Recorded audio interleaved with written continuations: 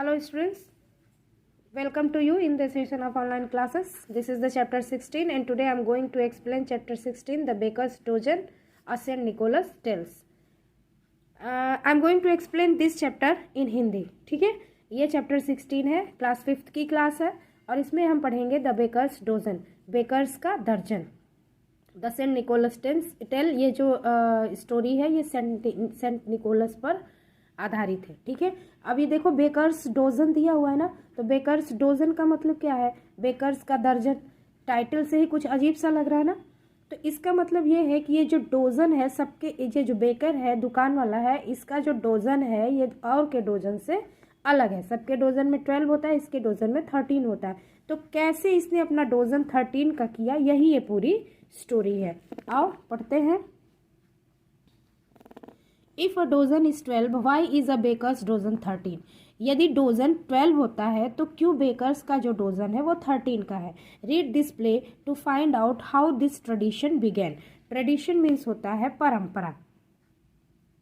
ठीक है, read this play, इस प्ले को पढ़ें और आइए पता करें कि ये जो परंपरा थी इसकी शुरुआत कैसे हुई. नरेटर वन यानी कथाकार पहला. In the Dutch colonial town later known as Albany, New York, there lived a baker, von Amsterdam, who was as honest as he could be. In the Dutch colony, एक Dutch colony थी. In the Dutch colonial town, एक Dutch colony था, उसमें जिसे बाद में उस town को बाद में क्या कहने लगे लोग, अल्बनी के नाम से जानने लगे, जो कि कहाँ पे है? न्यूयॉर्क में है. देयर लिव्ड अ बेकर, वहाँ पे एक बेकर रहता था, उसका नाम था Van Amsterdam. Who was as honest as he could be, वह इतना ईमानदार था जितना कि वो हो सकता था. यानी कि वो पूरी तरह से ईमानदार था, बहुत ज़्यादा ईमानदार था. ठीक है,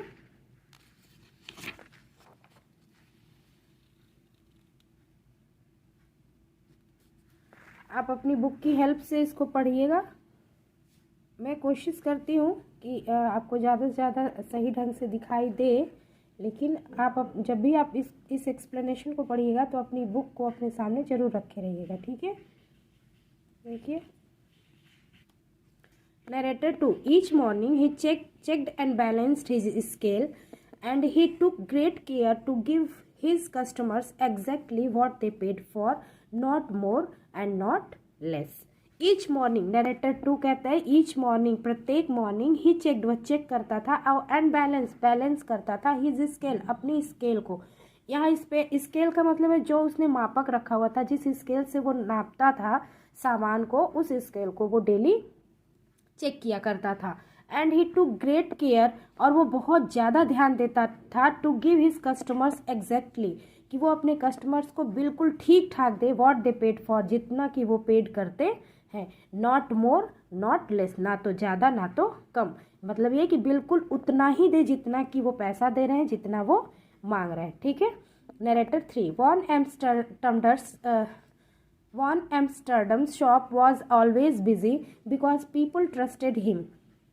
जो वॉन एम्स्टर्डम था उसकी शॉप हमेशा बिजी रहती थी, व्यस्त रहती थी. इसका मतलब क्या है? भरी भरी रहती थी, हमेशा उसके पास कस्टमर्स आते जाते रहते थे, कभी वो खाली नहीं बैठता था.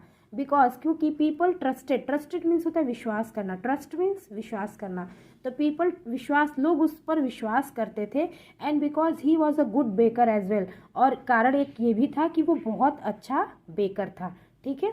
And never was the shop busier than in the days before December 6, when the Dutch celebrate Saint Nicholas Day.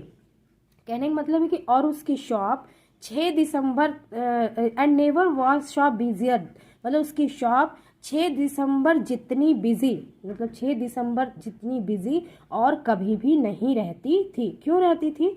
When the Dutch celebrate, जब डच सेलिब्रेट करते थे सेंट निकोलस दिवस, डे मतलब दिवस, जब डच सेंट निकोलस दिवस celebrate करते थे उस समय उसकी शॉप जितनी बिजी रहती थी उतनी बिजी वो और कभी भी नहीं रहती थी.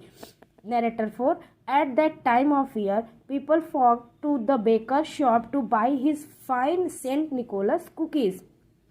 Eight that time of year, साल के उस समय में पीपल, लोग, फॉग मतलब होता है आना, आते थे बेकर्स की शॉप पर, to buy his fine, Saint Nicholas cookies, मतलब उसकी सेंट निकोलस कुकीज़ को, जो फाइन मतलब बहुत अच्छी बनी होती थी, बिल्कुल सेंट निकोलस जैसी, जो देखने में लगता था सेंट निकोलस ही है, इतनी सुंदर, तो वो सेंट निकोलस जैसी कुकीज़ को खरीदने के लिए उसकी शॉप पर आते थे। Narrator: when made of gingerbread, eyes in red and white, they look just like Saint Nicholas as the Dutch know him. Made of gingerbread, वो जो बनी होती थी, फिर नरेटर वन एक्सप्लेन करता है कि जो उसकी जो कुकीज़ थी वो जिंजर ब्रेड से बनी होती थी और रेड और वाइट कलर से आइस की होती थी। दे लुक जस्ट, वो ऐसी दिखती थी जैसे कि Saint Nicholas as the Dutch know him, जैसा कि डच को पता था, डच लोग जानते थे कि सेंट निकोलस ऐसे ही होते हैं, बिल्कुल वैसी ही बनी हुई रहती थी। Narrator 2: tell tall and thin with a high red bishop's cap and a long red bishop's cloak. Cloak मतलब यहाँ पे होता है कपड़ा, वैसे तो इसकी मीनिंग आप देखोगे तो उसका मतलब लबादा और दो चार और भी मीनिंग्स दी हुई है, लेकिन यहाँ है उसके क्लॉथ से रिलेटेड है। टॉल एंड थिन मतलब जो टॉल भी होती थी, लंबी सी पतली सी, हाई रेड बिशप्स कैप जैसी भी होती थी, and long red bishop's cloak मतलब और जो कपड़ा था वो लॉन्ग और रेड कलर का होता था।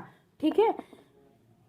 नरेटर 2 कहता है कि ये जो सेंट निकोलस हैं वो किस तरह के थे, टॉल, थिन और हाई बिशप्स कैप लगाए हुए रहते थे, उनका जो कपड़ा था वो लंबा और रेड कलर का था। ठीक है। Narrator 3: one Saint Nicholas Day morning the baker was just ready for business when the door of his shop flew open. One Saint Nicholas Day, एक दिन सेंट निकोलस दिवस की सुबह, ठीक है, the baker was just ready, baker जैसे ही तैयार हुआ फॉर बिजनेस, अपने बिजनेस के लिए, when the door of his shop flew open, उसका जो डोर था, शॉप की जो डोर थी वो खुल गई। फ्लू ओपन मतलब थोड़ा तेजी से खुलना, हवा में, जैसे अचानक से आप तेज से दरवाजा खोले तो थोड़ा सा लहराते हुए दरवाजा नहीं खुलता है, उसी को कह रहा है फ्लू ओपन, तेजी से खुला। Narrator 4: invoked an old woman wrapped in a long black shawl. जब भी उसका दरवाजा खुला तो क्या हुआ, एक यहाँ से देखो, रैप्ड वॉक्ड ऑन, एक ओल्ड वुमन थी जो आ रही थी, अंदर आ रही थी, इनवॉक्ड अंदर आ रही थी, wrapped in a long black shawl और ढकी हुई थी किसमें, लॉन्ग कलर की ब्लैक शॉल से पूरी। रैप्ड मतलब होता है लिपटना, तो शॉल में लिपटना का मतलब क्या होता है, शॉल को वो पूरी तरह से ओढ़े हुए थी, उससे ढकी हुई थी। ठीक है। एक बार फिर देखो, इनवॉक्ड ऑन ओल्ड वुमन, एक ओल्ड वुमन अंदर आई जो कि लॉन्ग ब्लैक कलर की शॉल से पूरी तरह से लिपटी हुई थी। Woman: I have come for a dozen of your Saint Nicholas cookies. मैं यहाँ पर 1 दर्जन सेंट निकोलस कुकीज़ लेने आई हूँ। Narrator 1: taking a tray, Van Amsterdam counted out 12 cookies. एक ट्रे लेकर के वॉन एम्स्टर्डम ने 12 कुकीज़ को काउंट किया। He started to wrap them, उसने उसको रैप करना यानी लपेटना शुरू कर दिया, एक पैकेट में रखना शुरू कर दिया। But the woman reached out and stopped him, लेकिन वुमन वहाँ पहुँची और उसको रोक दी। फिर वुमन ने कहा, I asked for a dozen, you have given me only 12। वो कहती है मैंने तो तुमसे डोजन मांगा, 1 दर्जन मांगा, और तुम मुझे सिर्फ 12 दे रहे हो। बेकर कहता है, madam everyone knows that a dozen is 12। कहता है मैडम एवरीवन, सभी लोग जानते हैं कि डोजन का मतलब 12 ही होता है। तो वुमन कहती है, बट आई से अ डोजन इज 13, लेकिन मैं कहती हूँ कि डोजन 13 का होता है। गिव मी 1 मोर, मुझे एक और ज़्यादा दो। Narrator 2: Van Amsterdam was not a man to bear foolishness. कहते नरेटर 2 बता रहा है कि वॉन एम्स्टर्डम जो था वो ऐसा आदमी नहीं था जो मूर्खता पर भरोसा करता। ठीक है, मतलब वो मूर्खता को नहीं मानता था, उसकी बात को नहीं माना। फिर baker: madam my customers get exactly what they pay for, not more not less. Baker कहता है मैडम मेरे जो कस्टमर होते हैं वो एग्जैक्टली उतना ही पाते हैं जितना वो पे करते हैं, ना तो ज़्यादा ना तो कम। आगे आओ देखो, वुमन कहती है, then you may keep your cookies. तो कहती है ठीक है, तुम अपनी कुकीज़ रख सकते हो। Narrator 3: she turn to go, वह वापस लौट गई, but stopped at the door, लेकिन डोर के पास जाकर के रुक गई। वुमेन वॉन एम्स्टर्डम, कहती है Van Amsterdam, however honest you may be, your heart is small and your fist is tight. हो सकता है कि तुम बहुत ईमानदार हो, लेकिन तुम्हारा दिल बहुत छोटा है और तुम्हारी मुट्ठी बहुत टाइट है। फिस्ट इज टाइट, मुट्ठी टाइट का मतलब क्या होता है? दिल खोल, मतलब किसी चीज़ को खर्च ना करना, कंजूस होना। ठीक है, कहती है तुम्हारा दिल बहुत छोटा है, तुम्हारी मुट्ठी बहुत टाइट है, यानी कि तुम बहुत कंजूस हो। Fall again, mount again and learn how to count again. कहती है कि fall again, mount again and learn how to count again. कहती है इसे गिराओ, मतलब जो उसकी कुकीज़ उसको कहती है इसको दोबारा गिराओ, माउंट करो और इसके बाद लर्न करो कि कैसे इसको काउंट किया जाता है। Narrator for then she was gone, और इसके बाद वो चली गई।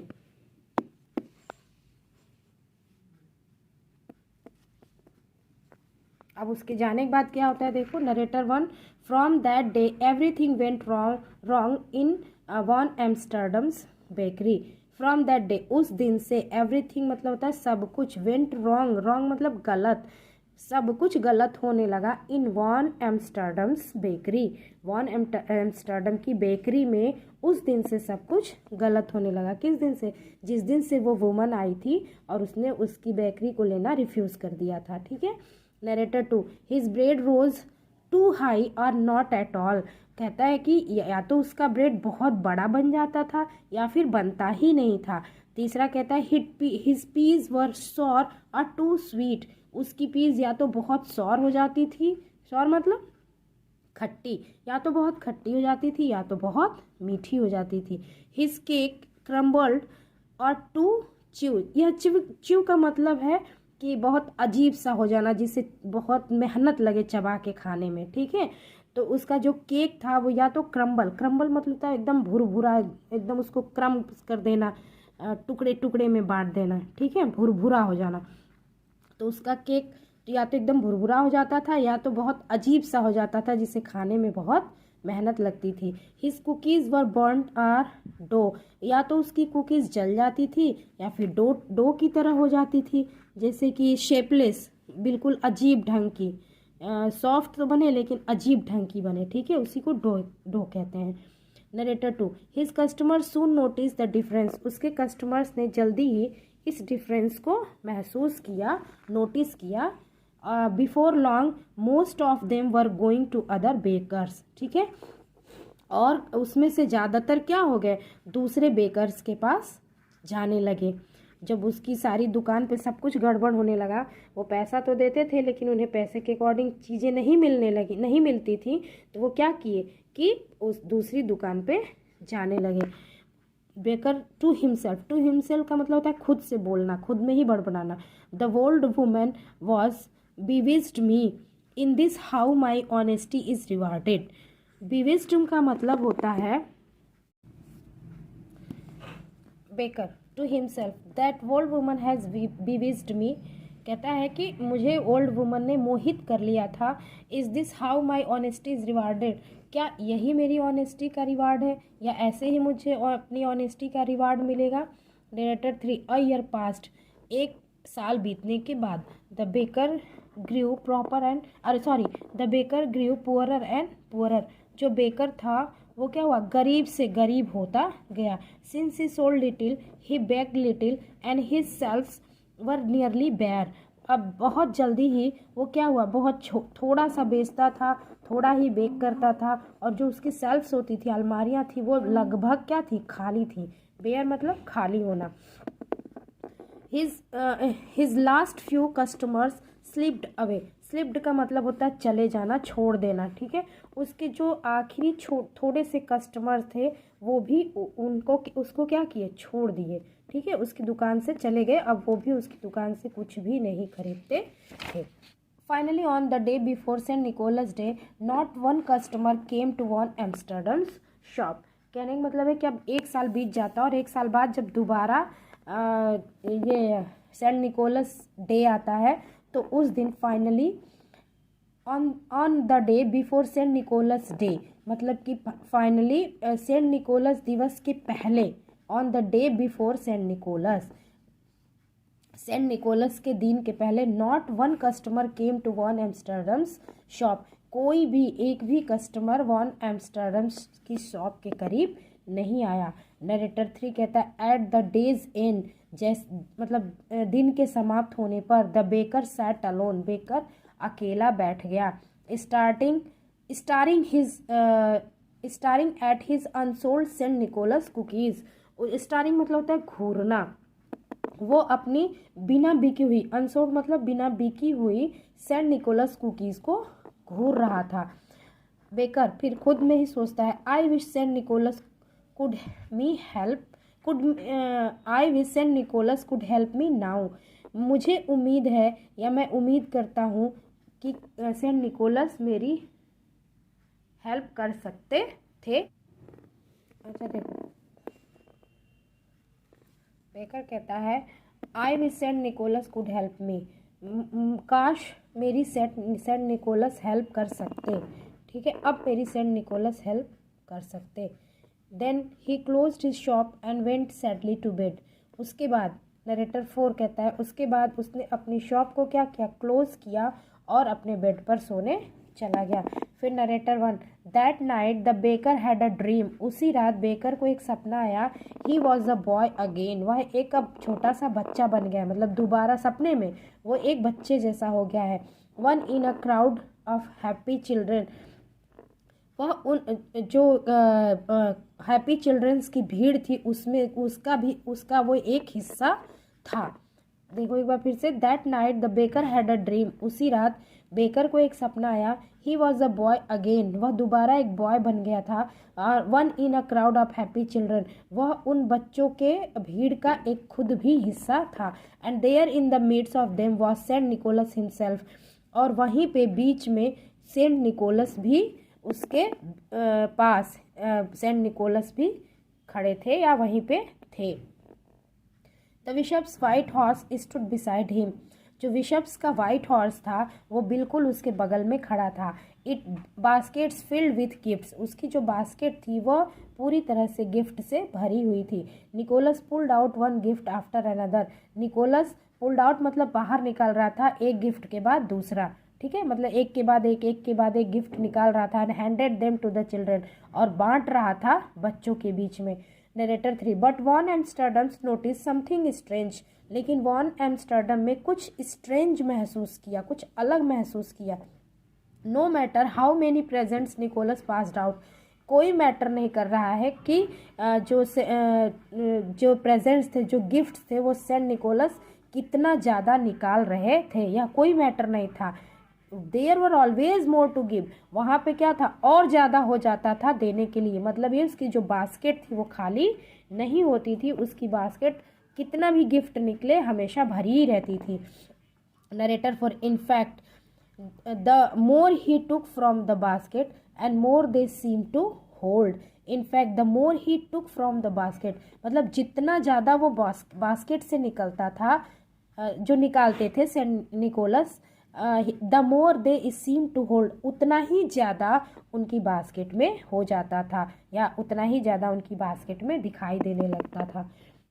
Narrator 3 he thought he glimpse the tail end of a long red cloak, narrator 3 कहता है कि ही थॉट, उसे लगा कि उसने लॉन्ग रेड कलर के कपड़े की एक लंबी सी झलक देखी है, यानी उसे ये लगा कि उसे सेंट निकोलस ने खुद अपना झलक दिखाया है, या आपने आपको उसके सामने खुद लेकर के निकोलस आए हैं, उसने सेंट निकोलस को देखा है। रिटोल्ड बाई आरॉन शेपर्ड, ठीक है, इसे आरॉन शेपर्ड ने रिटोल्ड किया है, ठीक है। तो this is your story of chapter 16। और बच्चों ये कहानी आपकी ख़त्म हुई, ये पूरी स्टोरी आपको खुद से एक बार पढ़ना है, पूरी वीडियो को आप देखिए, बार बार देखिए, और अपनी बुक अपने सामने रखिए और उसको एक एक लाइन एक्सप्लेनेशन के साथ, इस मेरे एक्सप्लेनेशन के साथ खुद भी एक्सप्लेन करते जाइए, ठीक है। Thank you.